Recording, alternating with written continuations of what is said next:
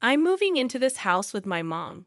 When my husband expressed disbelief, my mother-in-law, standing beside us, shouted, "I'll cover the monthly payments, so leave." I was shocked by their strange behavior. The reason behind their drastic change would become clear after 019. The apartment lease was transferred to my mother-in-law's name. I'm called Summer, and I turned 34 this year. My late father chose the name Summer because I was born during that season, and he cherished me deeply. He owned a small factory known for his grinding technology, and I admire his strong presence. Despite my mother scolding me for playing there, my father always took the time to explain his techniques to me. My father's factory faced trouble when the bank tightened loans, resulting in mounting debts despite his excellent skills. The bank considered the old factory not worthy of a loan. Eventually, due to the increasing debts, my father took his own life in the factory. Left with me in elementary school when mother fled the town, and we started living quietly elsewhere. My mother also passed away during my high school years due to the years of hardship, leaving me resentful of the world. However, what kept me going and prevented me from losing hope was the strong desire to showcase my father's skills to the world. I worked hard, earned a scholarship, completed high school, and managed multiple part-time jobs to cover living expenses while studying engineering at a public university. I met Jason, my husband, during university. He was a bit disorganized and often asked for my lecture notes. Since I didn't have many friends in university, Jason's friendly approach gradually drew me to him. Unlike other men, he wasn't put off by my assertiveness. He deeply respected me, saying, "Summer, you're amazing." It gave me a warm feeling, reminiscent of when my father praised me. After graduating from university, Jason secured a job at a small to medium-sized enterprise, while I joined a large corporation. We moved in together right after graduation. Jason took the initiative in household chores, which was a huge help as I was busy with work. 6 years later, at the age of 28, armed with skills and connections, I embarked on realizing my dream of reviving my father's small factory. Jason, always supportive, cheered, "Finally, your dream is coming true." Although marriage had been a topic over those 6 years, I insisted on waiting until my dream materialized, and he patiently waited. To kickstart the project, I raised funds through crowdfunding, leveraging my identity as a female engineer. I became the face of the campaign, garnering support for women's empowerment, gradually accumulating resources and talent. 4 years later, I successfully breathed new life into the small factory.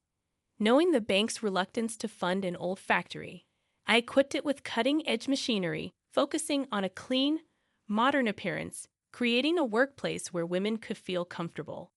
The business took off smoothly, swiftly ascending to the ranks of top-tier factories. To the world, I might have seemed like a fortunate female success story, but it was the outcome of my unwavering effort. Only Jason, my companion since university, truly understood this. Unfortunately, instead of rejoicing in my achievements, Jason, who faced challenges in his job at the small to medium-sized enterprise, lagged behind his peers, and remained a regular employee, grew increasingly cynical. He started envying others, and whenever we met, he'd express his discontent, saying things like, "You're doing well," or "You deserve someone better than me." I consistently reassured him that my success was thanks to his unwavering support. Although unsure if I would have succeeded without him, he remained unconvinced. So, as proof, I decided to marry him and assured him he could stay just the way he was. What I desired from him was tranquility and solace, an innocent heart genuinely moved by my endeavors. However, perhaps things change after a decade as a working adult. I hoped marriage would bring peace to his heart, but little did I know it would have the opposite effect, leading to days filled with regret. When our marriage was arranged, we promptly visited both families. I had the impression that Jason's family, being a typical office worker's household, must be cheerful since Jason grew up there. However, the reality was starkly different. Their home was a 50-year-old wooden structure, showing signs of wear and tear, seemingly on the verge of collapse. Upon seeing me, Jason's mother gave me a sharp look and remarked, "So, you're the rich president everyone's talking about." Having seen my face in the media during fundraising, she seemed to interpret my well-dressed appearance as an arrogant display of wealth. "Jason has been under your care quite a bit, hasn't he? Oh, how thankful we are. Please come in, even though it's dirty," she continued sarcastically, leading me inside. Jason, standing behind me, shrugged as if it were routine and nudged me forward. Jason's father, perhaps unintentionally, wore a worn-out, lint-covered outfit and took a seat on the sofa. "Oh, sorry about this. We were raised this way, different from some rich folks," he apologized, offering a seat. I felt like I had ventured into enemy territory alone, but Jason sat quietly beside me, offering no support. His parents would counter, "That's how rich people are different from us commoners," to anything I said, making any meaningful interaction nearly impossible. Later, I inquired with Jason about his parents' aversion to the wealthy. He confirmed it, revealing that he had held such sentiments since childhood. Whenever he saw a large house, he'd comment, "They must have done something bad to build that. Rich people are definitely up to no good. They don't have a heart. Those born into rich families always look down on us commoners. Don't associate with such people." He harbored a strong dislike for the affluent, and his parents even scolded him for befriending a classmate from a wealthy landowner's family. Despite not growing up wealthy and having once envied the rich, I was curious about the origins of such sentiments. It turned out Jason's parents didn't approve of our relationship. His mother frequently accused me of exploiting him, and his father taunted him, saying, "Don't let a woman oppress you." While Jason's growing bitterness as I succeeded might have been influenced by his parents, my wealth was dedicated to fulfilling my late father's dream, not to belittle or take advantage of others. Although Jason had explained this, my success seemed to overshadow everything else in their eyes. I was determined to help them understand me, but no matter my efforts, they would quickly dismiss it, saying, "That's how rich people are." Even the gifts I sent were met with sarcasm. Slowly, I grew distant from my in-laws, while Jason began spending more time with them, especially after his father fell ill 2 years into our marriage. Despite sharing a home, our interactions became minimal. Then, out of the blue, Jason announced, "I quit my job because housework is too demanding." His unilateral decision angered me, considering our lack of communication, making us seem like a couple in name only. Although he claimed to be busy with housework, he often went out, seemingly to the casino. When I brought this up, he retorted, "Just hire a housekeeping service. I'm not your servant, and you have the money, so it's fine." I was left speechless. About 2 months after his father's passing, Jason and his mother, wearing solemn expressions, appeared at my house. Jason declared, "I'm moving into this house with my mom."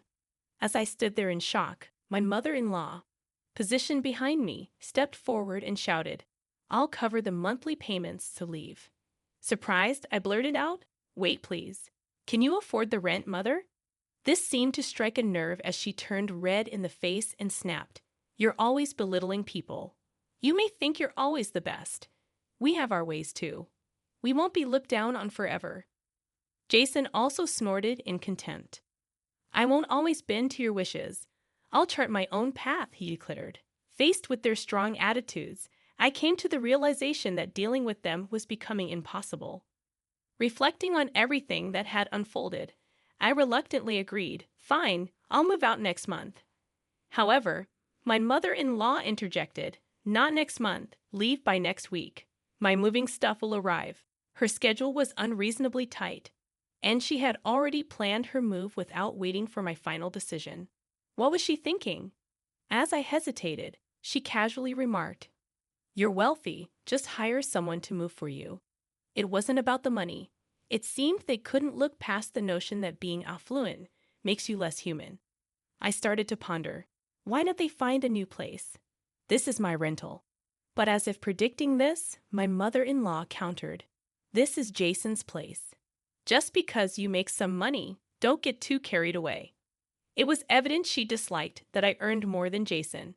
Glancing at Jason once more, I saw a man so different from when we first met, his face contorted and unappealing. His appearance became repugnant, and I questioned why I had married him in the first place.